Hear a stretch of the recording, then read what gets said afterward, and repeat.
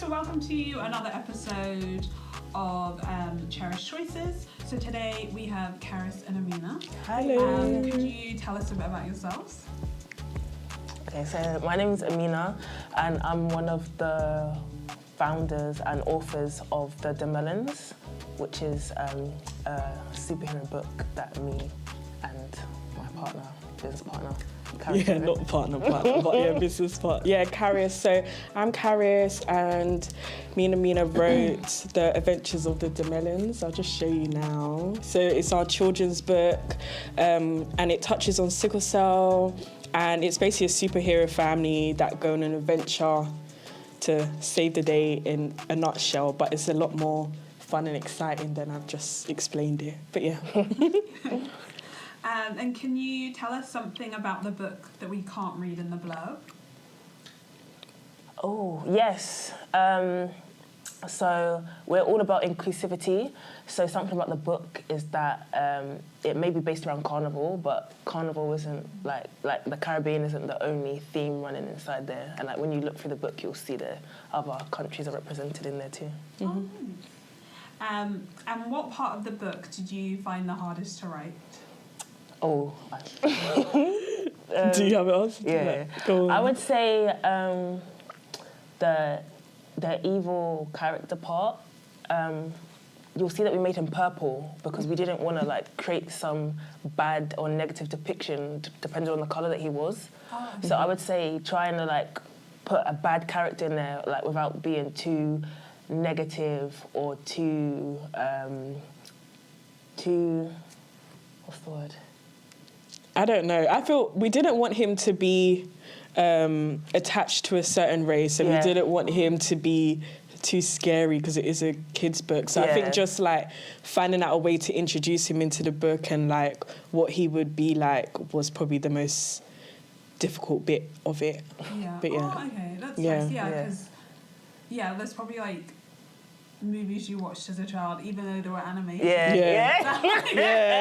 character gave you. It was like nightmares for days. So we didn't want that, but yeah. Oh, cool. And then, how much time did you spend writing the book? Good question. Well, we started writing it during lockdown. I don't know if it was the first, second, third, or fourth lockdown, but a lockdown somewhere. Was it like a few months and then the illustrations took the longest time? Yeah. It was the illustrations that took the longest. I'd say that, we got the storyline done in like a couple of months. It was the illustrations that was dragging out for like a good 6 months or something like that. So, yeah. Because we got someone from Fiverr and there was a bit of a language barrier. Like, he's really good, but it was just a bit difficult to communicate what we wanted and like... So, like for example, we had, there's a scene in there where there's like Caribbean food on the table, so it's like plantain, and then he put it in, he made it blue. He made it blue, and it's like, plantain ain't blue. But it's just like that cultural differences that just made, like we had to just tell him everything, like how we wanted the afro to be, except how we want the shade of colour, etc., etc. So that was the longest bit, not the writing. We just like... I don't know, I've never considered myself a writer, but we was just like bouncing ideas off each other and then we got to here.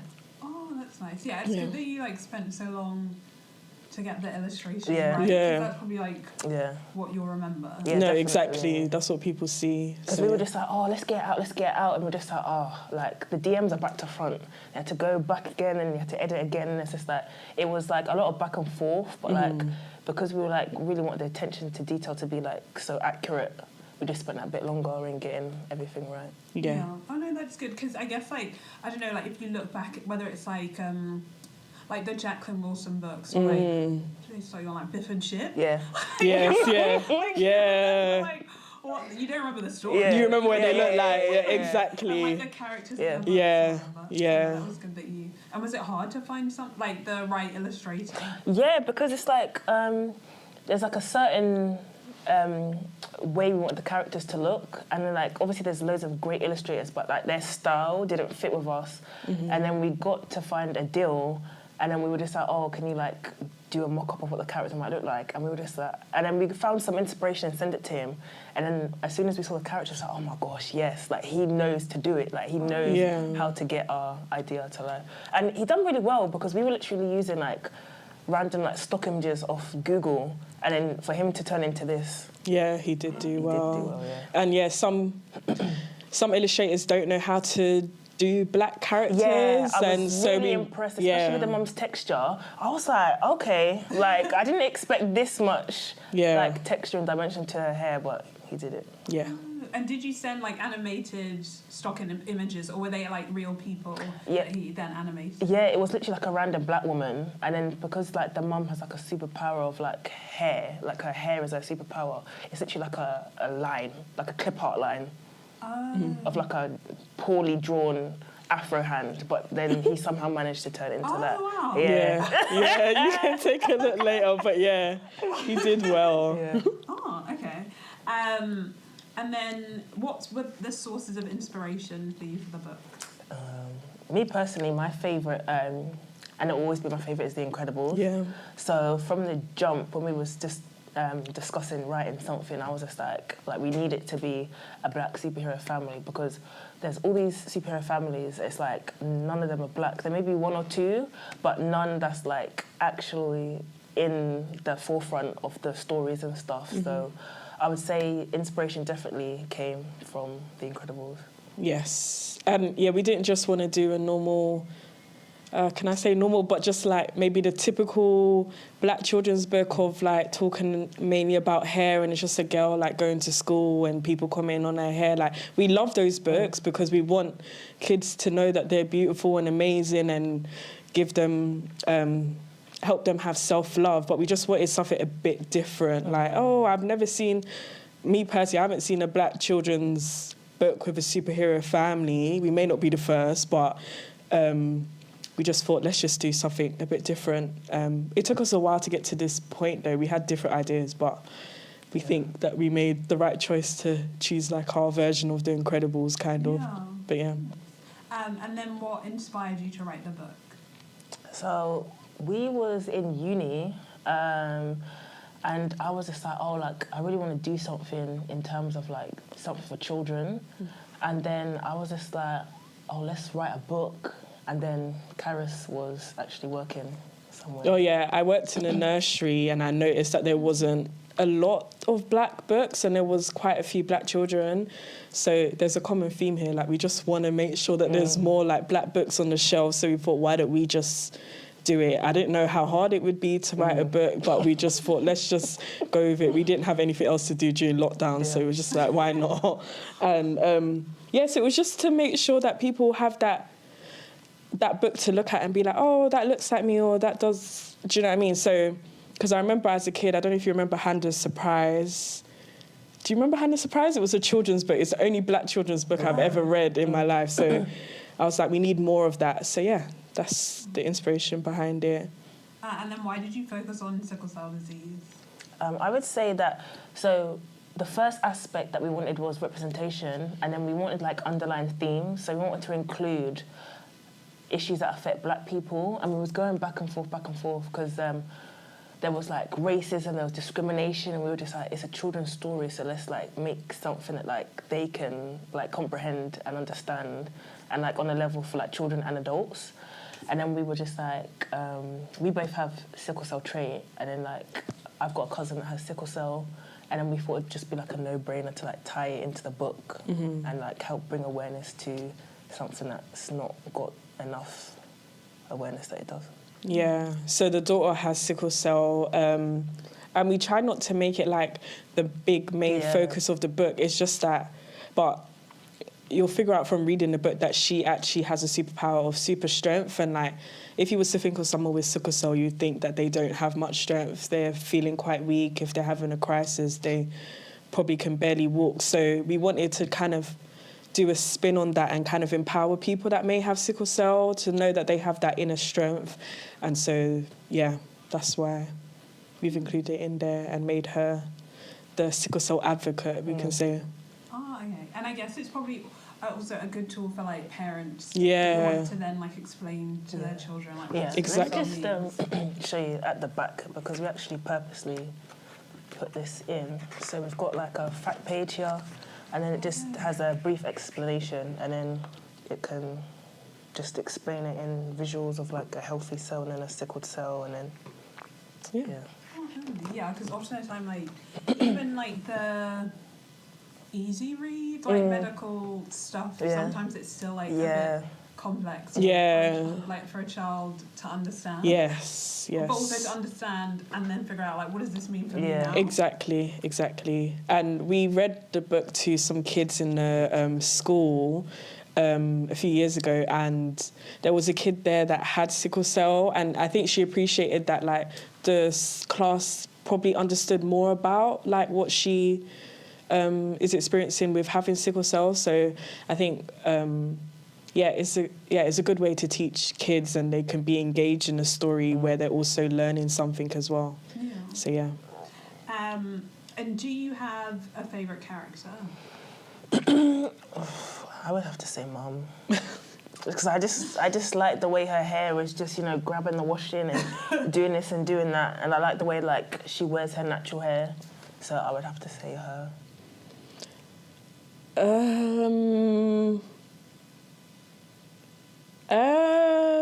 I was going to say Mum as well.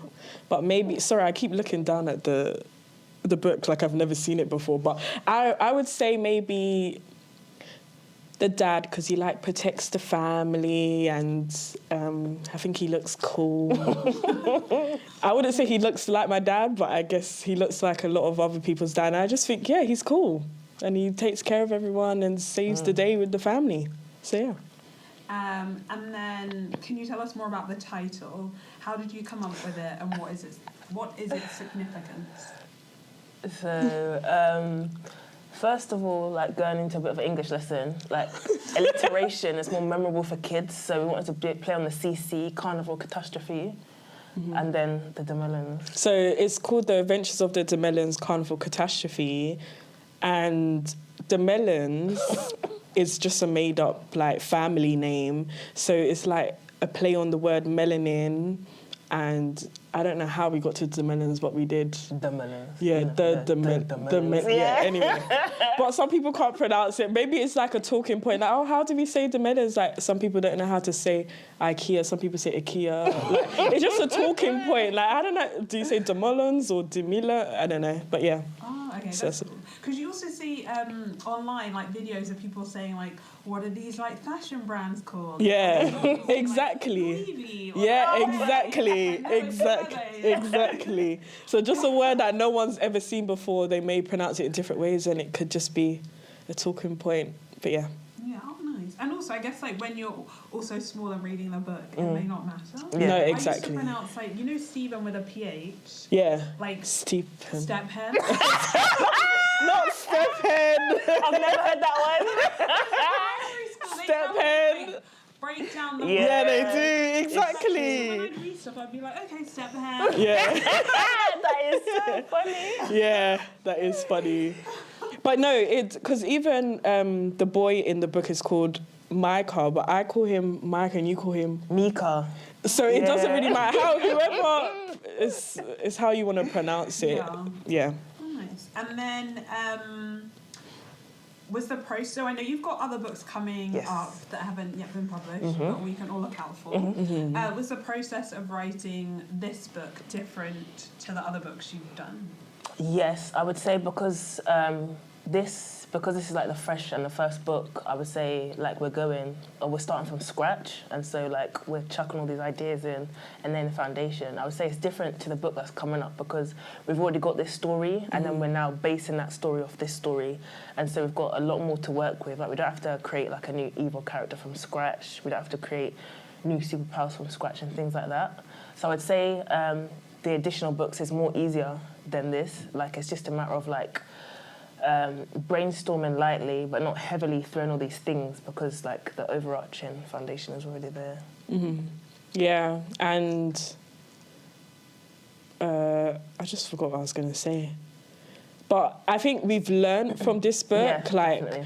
So there's speech bubbles throughout this book, and we're thinking about maybe changing the way we put the text in our next book to make it easier for kids to read. Yeah, we've got some feedback saying that, like constructive criticism, because we're always trying to improve. So we've reached out to some people, like editors and things like that, and they're just giving us advice that it's like a bit text heavy, so maybe like dial it back a bit. So from the next book we'll learn maybe like instead of having all these speech bubbles which people don't know to read either left to right or right to left, just have the text at the bottom. Or Caris came up with a great idea of incorporating the text into the actual scene to like just make it different. Yeah, so I think we just learnt some things from some feedback, and I think we'll improve on our next book and make it better for kids. So yeah. And then if you could spend a day with another popular author, who would you choose and why?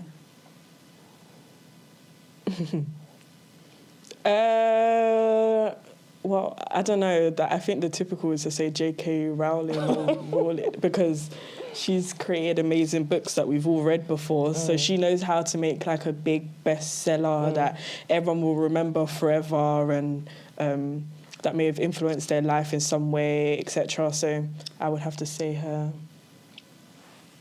I would say he was part of a program of like mentoring things like that, and like pitching an idea and stuff.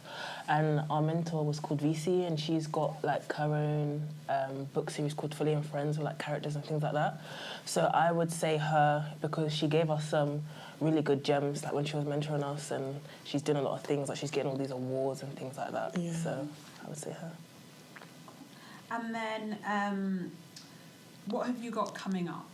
Oh, so how much time do you have? So, like, I would say, like, I've got this literally mapped out. So it's go hard or go home. So this is just the beginning. This is just like an entree or a starter, which is a book. And then I want to have backpacks, I want to have lunch bags, I want to have water bottles, I want to have, like, plush dolls. And then moving on, I would love to have, like an interactive app and a game for like our website, teaching resources for teachers.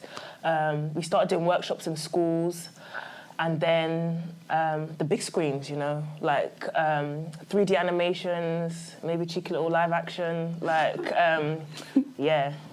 going for the big one. The world is our oyster. This is just the beginning, and we want to just keep going with it and see where it can go. Like, as you would see on the big screens now, we have this series called Supercell, which touches on sickle cell, and it's also about superheroes. So, like, look where Rapman has got to with his idea and how it's gone on to Netflix. Like, who's to say that we possibly can't do similar for kids? So we shall see. So, We're open to the help, open to investors, anyone out there watching. Yes. Like, anyone wants to join us, we'll welcome you with open arms, because we're, like, happy to collaborate with anyone, really. Like, we've something we've learned along the way is that your network is your net worth. Like, there's so many great people we've met along the way that's, like, helped us with this or helped us with that. So we're definitely open to collaborating with other people. Yes.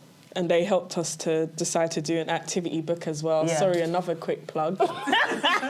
This is an activity book that we made very quickly. Like, we just wanted to get something by Christmas time. So we just created an activity book for kids to do, and they could do it during their summer term so that the adults can keep them entertained, because I know it can be hard to have them at home for 6 weeks. So, Even for like a flight as well. Oh no, exactly, and it like touches on some stuff about sickle cell as well. So there's like things for kids to learn within that as well. So And then what does motherhood mean to you?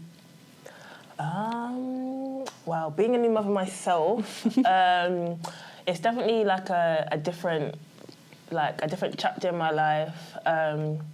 That's like, it's just so different. Like, I don't think anything can ever prepare you for it. Like, you can read all this stuff and stuff, but until like you're actually doing it, then like that's when it like opens your eyes. But I would say, to me, like, it means, you know, being like there every day, like showing up, and like, you know, doing stuff even though you're tired, even though you don't want to. It may not be convenient because you just want to chill, but, you know, baby says otherwise. But yeah, it's just about being that role model and being there for your children, and yeah, just being that safety and that peace that they can come to.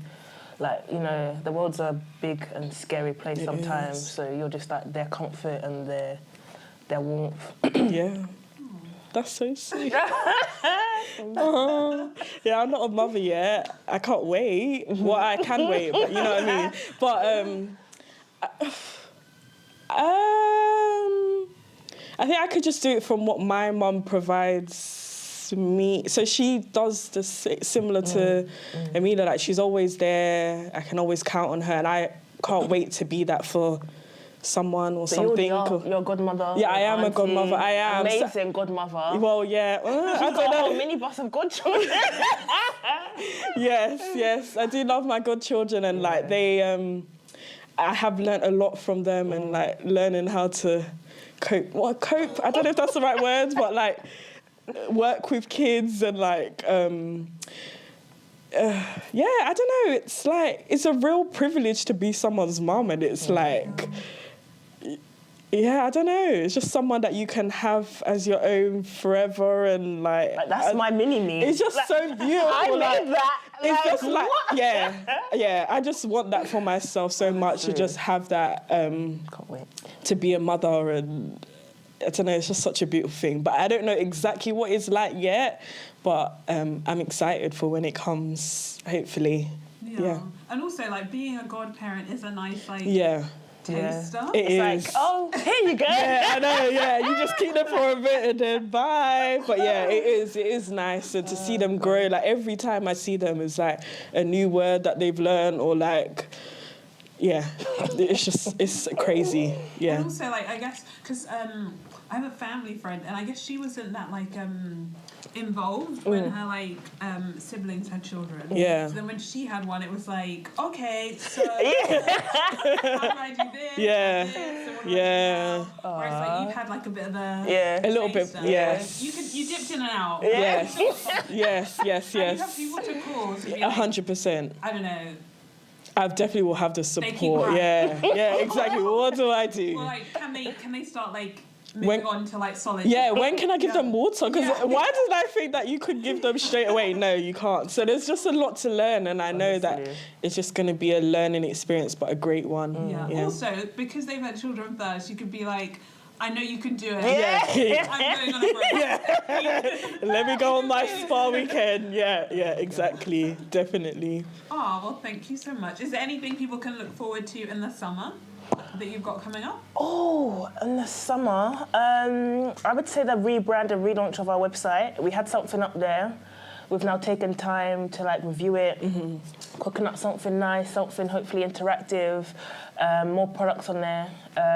Obviously got our storybook and our activity book, but merch is dropping real soon.